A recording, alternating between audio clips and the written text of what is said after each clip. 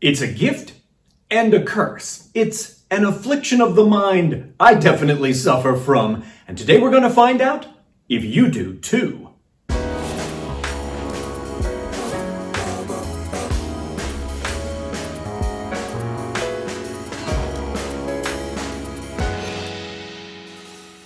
I'm Mike Quackenbush. This is Till We Make It.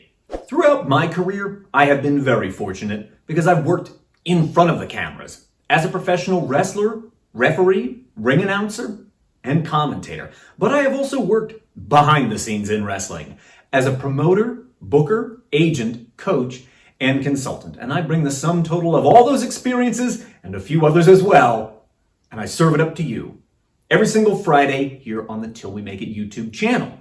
If you've not yet joined the Till We Make It tribe, subscribe down below.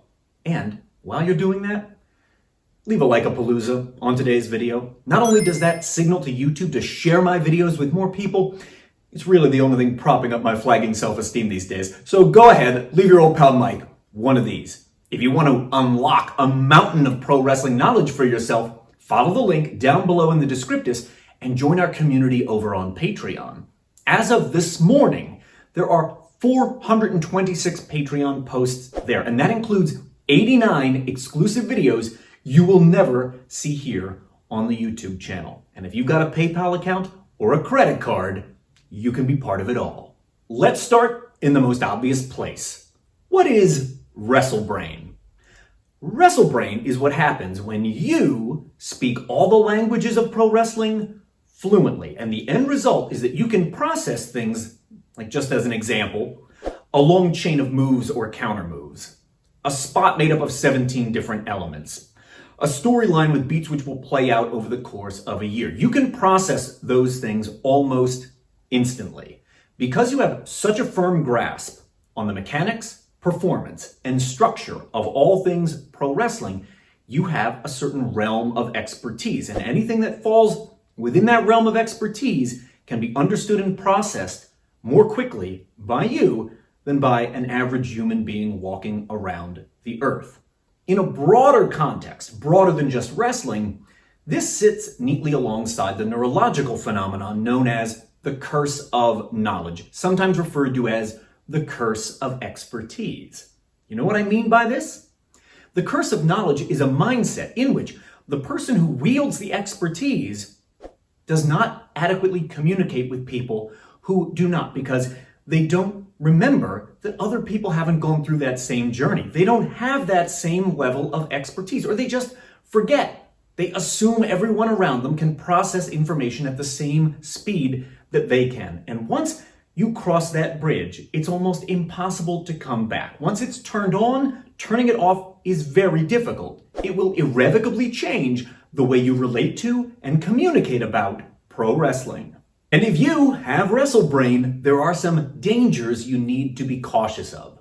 Just like the curse of knowledge creates blind spots in the minds of experts in biochemistry or copyright law, so too does WrestleBrain create blind spots for us as professional wrestlers. And this surfaces when we are communicating with others. We forget that they may not possess the same level of expertise that we do. And that might mean that they have different passions than we have. It might mean that they have focused their interests in other areas. It might mean that they're just a little bit further behind in their journey than we are in ours. But there are three circumstances in particular I want to call out in today's video just to get you thinking a little bit about your own WrestleBrain.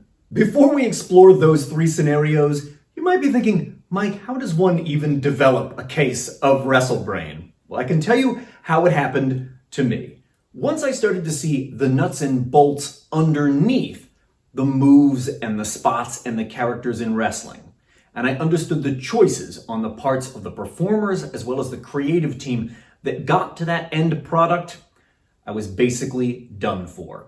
It's akin to seeing the great and powerful Oz walk out from behind that curtain. You can never unsee it.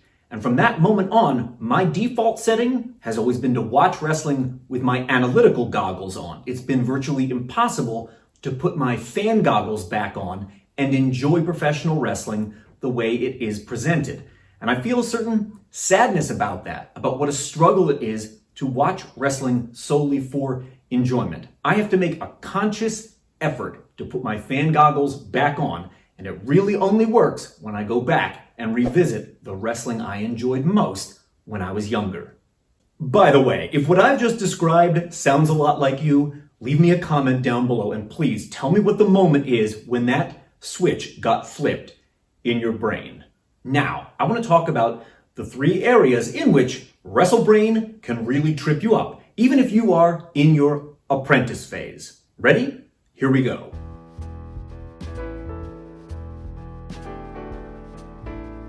There is no area where I see people getting tripped up more often by Wrestle-Brain than when it comes to the pacing of matches. You have to remember, your brain will process all of that mechanical wrestling information, things like transitions and escapes and spots, much faster than the average person's brain, because that is your realm of expertise. And your understanding of it, it exists at a level that, generally speaking, is not available to wrestling fans. Unless they've experienced some degree of training, or the regular viewers of this channel, I guess, they're never going to have that level of expertise. And if you want to make sure your matches and performances are appreciated by the paying customers, which I kind of think is our job, you need to slow the pace down when you're being very intricate with movements. I'm not saying there aren't parts of a match that shouldn't be fast. There are. But what I'm saying is, give some consideration to the average ticket holding fan who can't possibly process reversals at the same rate that you can. It's our responsibility to make the match for them. I really do believe if you're designing a match and it is only to please yourself, that is a masturbatory exercise. And that's not what professional wrestling is about. It's about pleasing the customer.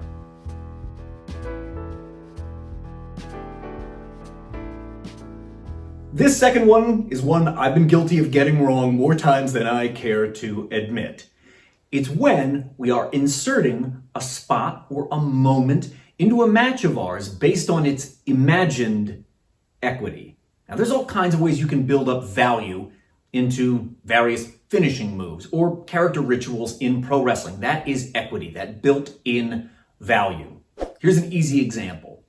There is so much TV equity built up into the sharpshooter that it will get a reaction in practically any arena around the world based on its television equity. Since it became Bret the Hitman Hart's finishing move back in 1992, that move has been fairly well protected on TV for decades. A lot of TV equity has been built up into that.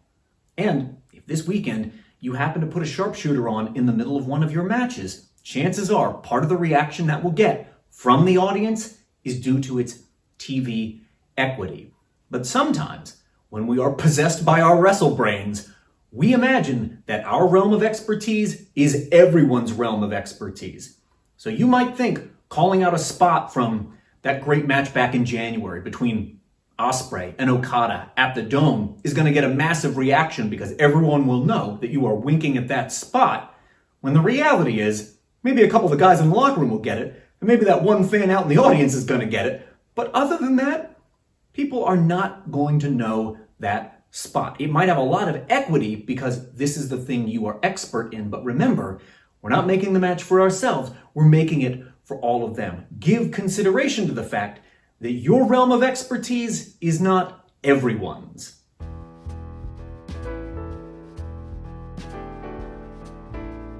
And this last one might be the most important over the long term, so listen carefully. It's important to mind your wrestle-brain tendencies when you are communicating with a relative rookie, someone who is a little further behind in their journey than you are along yours.